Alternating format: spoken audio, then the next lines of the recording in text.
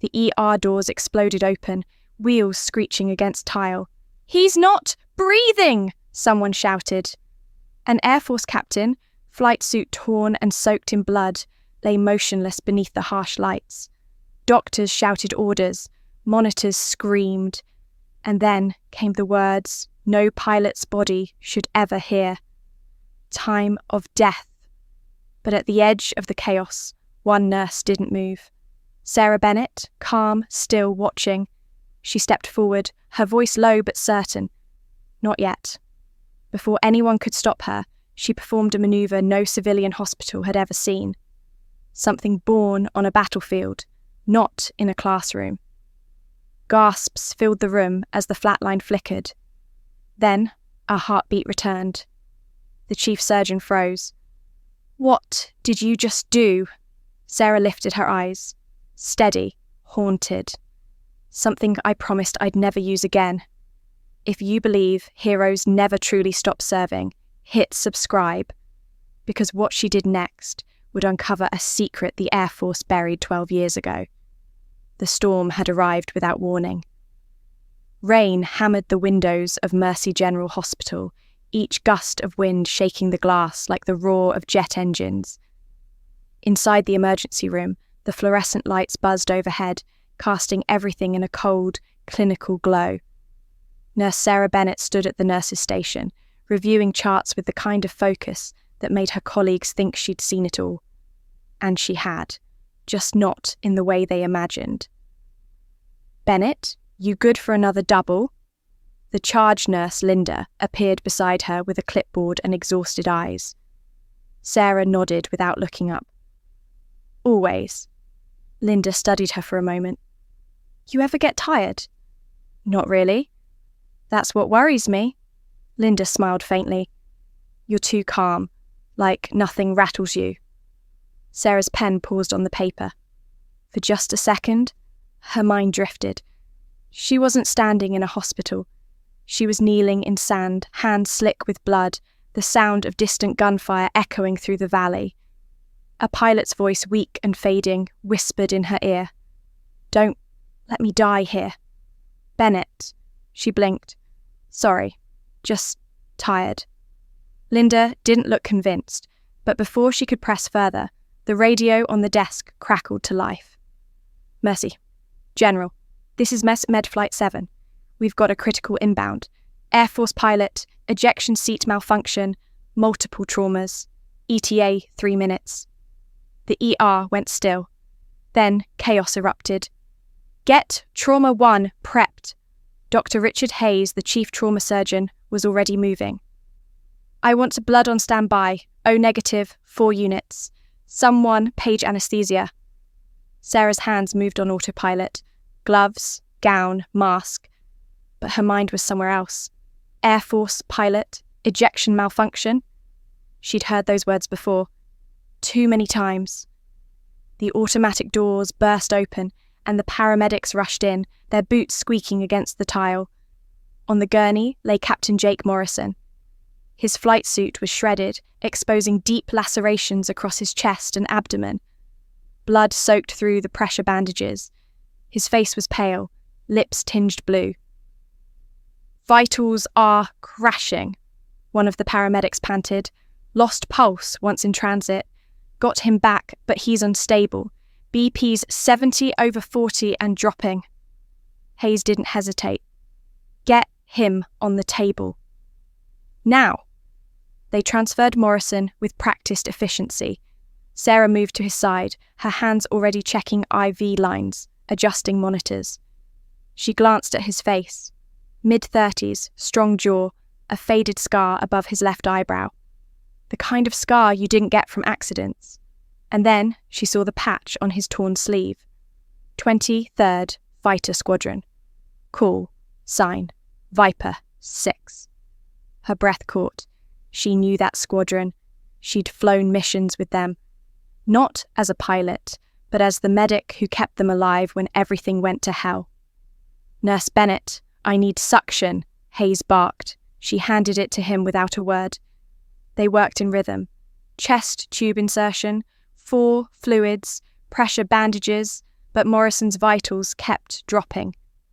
"He's in Vitash," someone called. Hayes grabbed the defibrillator paddles. "Charge to 200, clear." Morrison's body jerked. The monitor beeped erratically, then settled into a weak rhythm. "Again," Hayes ordered. 300, clear." Another jolt, another flicker on the screen. Then nothing.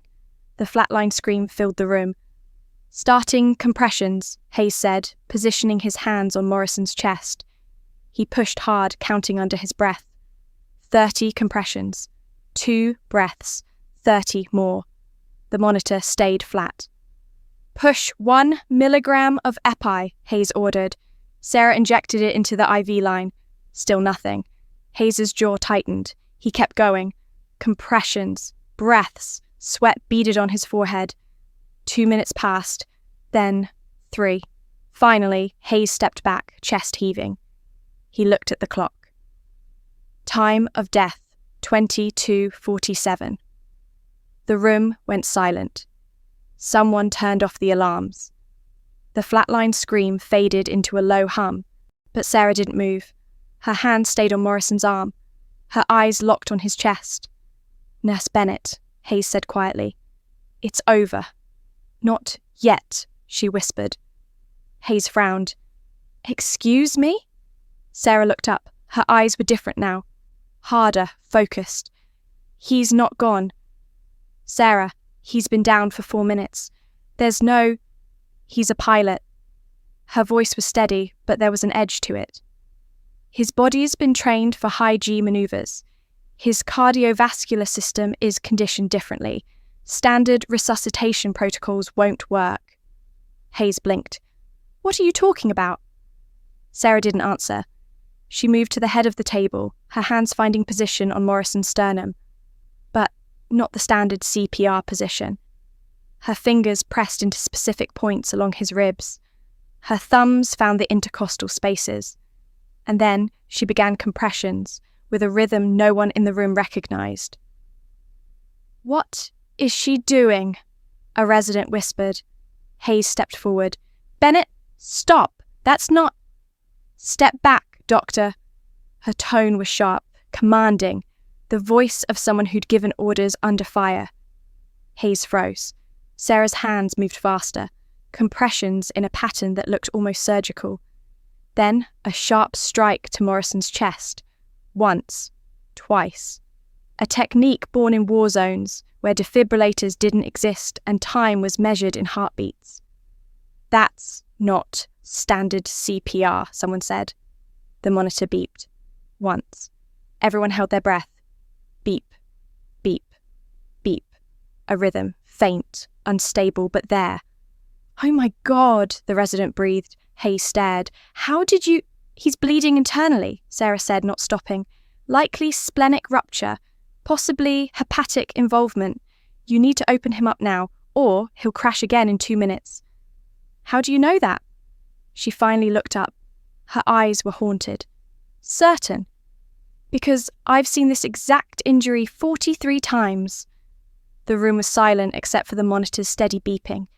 Hayes studied her face, the confidence in her movements, the precision in her hands. "Who are you?" "Right now," Sarah met his gaze, "I'm the person keeping him alive. Are you going to operate, or do I need to?" For a moment no one moved. Then Hayes nodded. "Prep for emergency laparotomy. Bennett, scrub in. You're with me." The operating room was a cathedral of steel and light. Morrison lay draped in blue surgical sheets, his chest rising and falling with the ventilator's rhythm. The team moved with practiced efficiency, but there was tension in the air. Everyone had seen what Sarah did, and no one understood it. Hayes made the first incision. Clean. Controlled. Blood welled up and suction hissed. "Retractor," he said. Sarah placed it perfectly. Hayes glanced at her. "You've done this before." "Yes." "Where?" She didn't answer. Hayes worked deeper, his hands moving through the layers of tissue. "There. Splenic laceration, grade 4. He looked at Sarah. "You called it." "I know." "How?" Her jaw tightened. Experience. In nursing school? In Kandahar. The words hung in the air like smoke. Hayes's hands paused, just for a second. You were military? Para-rescue, Air Force Special Operations. One of the residents looked up. Those are the medics who jump into combat zones to save downed pilots. Used to be, Sarah said quietly. Hayes clamped a bleeder. Why'd you stop? Because they made me.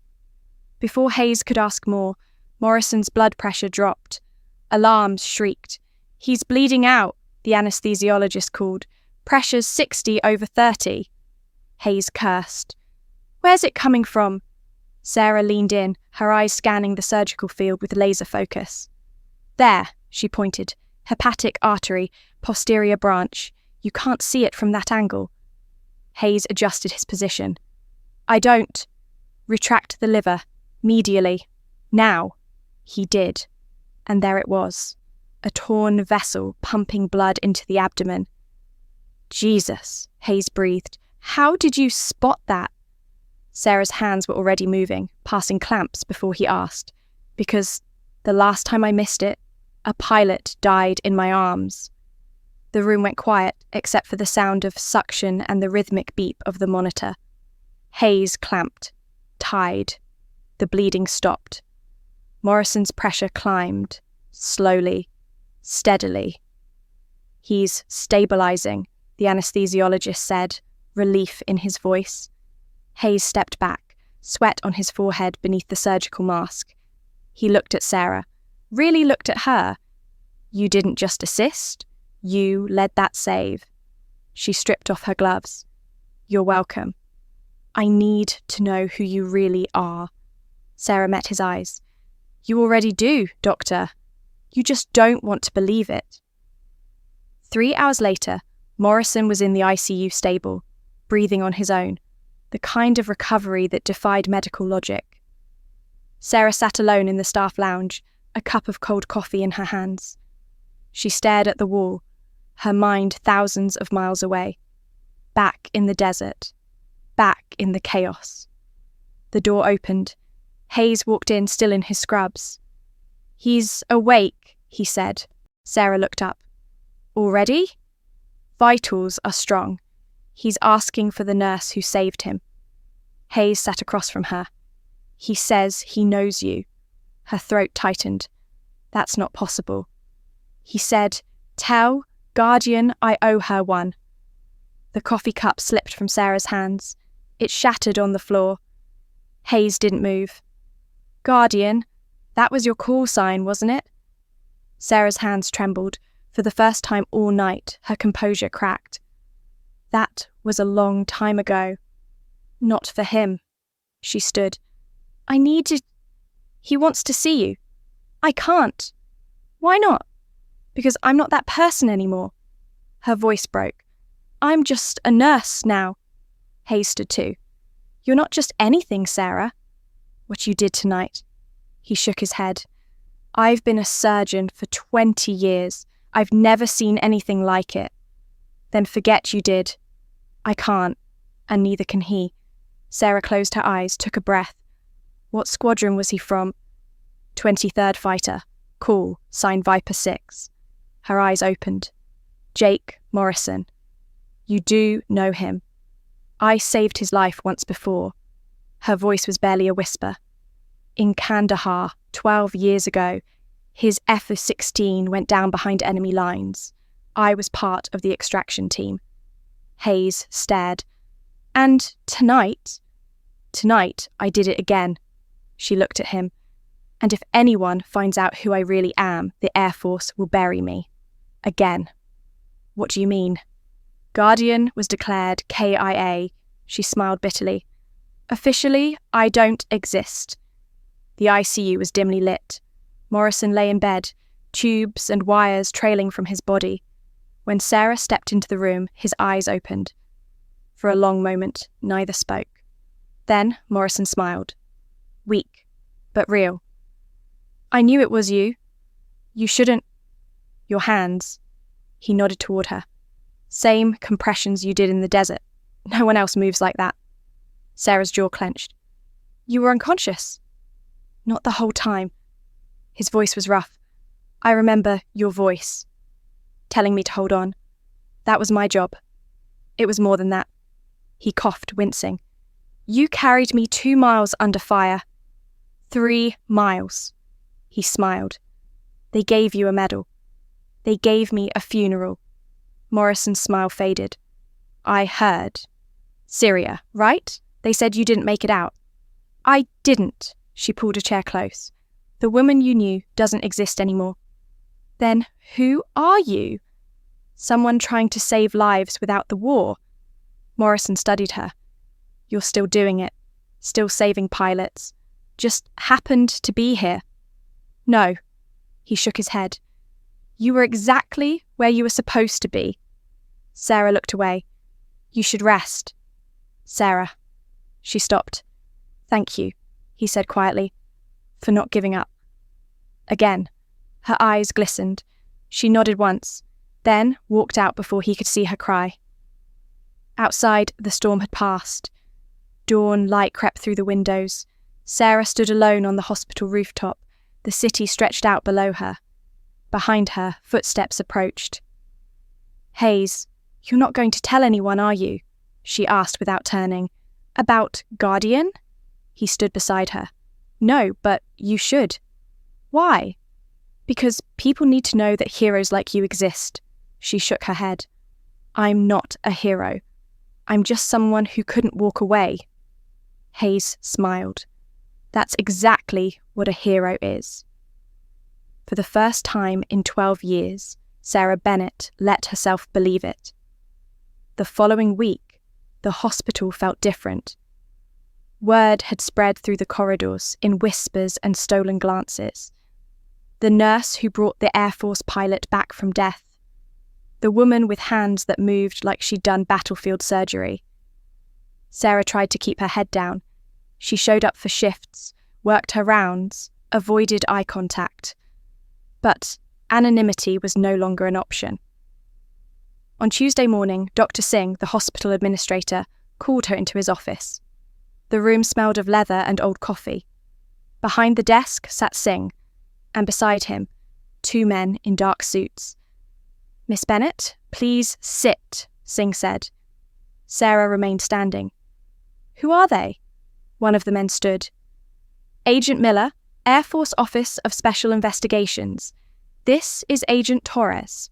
We'd like to ask you a few questions. Her stomach tightened. About what? About Captain Jake Morrison, and about a combat medic who died 12 years ago in Syria. Call sign, Guardian. Sarah's face remained calm, but her pulse hammered in her ears. I don't know what you're talking about. Miller opened a folder. Records show that Sergeant Sarah Bennett, Air Force Pararescue, was killed in action during Operation Silent Wind. Body never recovered. Family held a memorial service. Case closed. Then why are you here? Because Captain Morrison filed a report. He claims the nurse who saved his life last week was Guardian, the same medic who pulled him out of enemy territory in Kandahar. Sarah's hands clenched at her sides. He was delirious. Head trauma does that. Torres leaned forward. We pulled security footage from the ER. We analysed your resuscitation technique. It's not taught in any civilian medical program. It's a classified protocol used by Special Operations Combat Medics. Lots of people know CPR. Not like that, Miller said. You performed a cardiac precordial thump combined with modified Credé maneuver compressions. That technique was developed by Air Force Pararescue in 2009. It's not public knowledge. The room went silent. Singh cleared his throat. Sarah, if there's something you need to tell us... There isn't. Miller closed the folder. If you are who we think you are, you're not in trouble. The Air Force wants to bring you back. Consult on training programs, maybe even active duty if you're willing. Sarah's laugh was bitter. You declared me dead, gave me a funeral, and now you want me back. We made a mistake, Torres said quietly. The mission was classified. Intel was bad. We thought. You thought I was expendable. Her voice was ice. You left me in that desert and moved on. Miller's expression softened. We didn't know you survived. If we had, I don't care what you would have done. Sarah turned toward the door. I'm not coming back. I'm done with that life. Even if it means saving more lives? Torres asked. She paused, hand on the doorknob. I save lives every day. Without the medals. Without the uniforms. Without the lies. Then why did you save Morrison? Miller pressed. If you're really done with that life, why risk exposing yourself? Sarah looked back. Her eyes were hard, but underneath, something else flickered. Pain. Duty. Because I took an oath. And that oath didn't come with an expiration date. She walked out before they could respond. That night, Sarah stood in Morrison's ICU room one last time. He was sleeping, his vitals strong, his colour returning. She watched the rise and fall of his chest, the steady rhythm of the monitor. She thought about Kandahar, the fire, the screams, the weight of Morrison's body as she dragged him through the sand, the way his blood had soaked through her gloves. She'd sworn that day she'd never let another pilot die, not on her watch, and she hadn't. Footsteps behind her. She didn't turn. They came to see me too, Morrison said, his voice rough but stronger. The agents. I know. I told them the truth, that you saved my life. Twice. Sarah's jaw tightened. You shouldn't have. Why not? Because some ghosts should stay buried. Morrison shifted in the bed, wincing. You're not a ghost, Sarah. You're a hero. Heroes don't hide. Sometimes they do. He met her eyes. Sometimes hiding is the only way to keep fighting. She didn't respond. The Air Force wants you back, Morrison continued. They offered me a promotion if I convince you. And I told them to go to hell. He smiled faintly. You don't belong to them anymore. You belong here, saving lives the way you want to, on your terms. For the first time in days, Sarah felt something loosen in her chest. Thank you. No, Morrison said. Thank you. For not giving up on me. For remembering the oath even when everyone else forgot. She nodded once, then turned to leave. Sarah? She stopped. If you ever need anything at all, you know where to find me. She almost smiled. Get some rest, Captain. It's Jake, and you're still guardian to me. She walked out, but this time she didn't cry. 1 month later, Sarah stood in the new trauma wing of Mercy General Hospital. The plaque on the wall read, The Guardian Initiative, Advanced Combat Medicine Training for Civilian Healthcare Professionals. Dr. Hayes stood beside her. You sure about this? Sarah nodded. If I can't save them in the field anymore, I'll teach others how to. You're going to change a lot of lives. That's the plan. Hayes smiled. The first class starts Monday. 30 nurses, 10 residents, all here because they heard what you did. Sarah looked at the empty training room. Soon it would be filled with students, people who wanted to learn, people who wanted to save lives no matter the cost. They're going to ask questions, Hayes warned, about your background, your techniques. Let them ask. And if the Air Force comes back, Sarah's expression hardened, then I'll tell them the same thing I told you. I'm not guardian anymore. I'm just Sarah Bennett, a nurse, a teacher, someone who believes every life is worth fighting for. Hayes studied her. You know, for someone who claims she's not a hero, you sure act like one. She almost smiled. Heroes are overrated, Doctor. I'd rather be useful. As the sun set over the city, Sarah stood at the window, watching the lights flicker to life. Somewhere out there, another pilot was flying, another soldier was fighting, Another life was hanging in the balance, and when the call came, she'd be ready.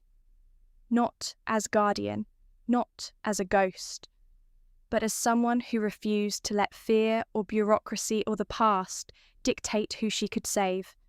If you believe courage isn't about the uniform you wear, but the lives you choose to protect, subscribe and hit the bell icon.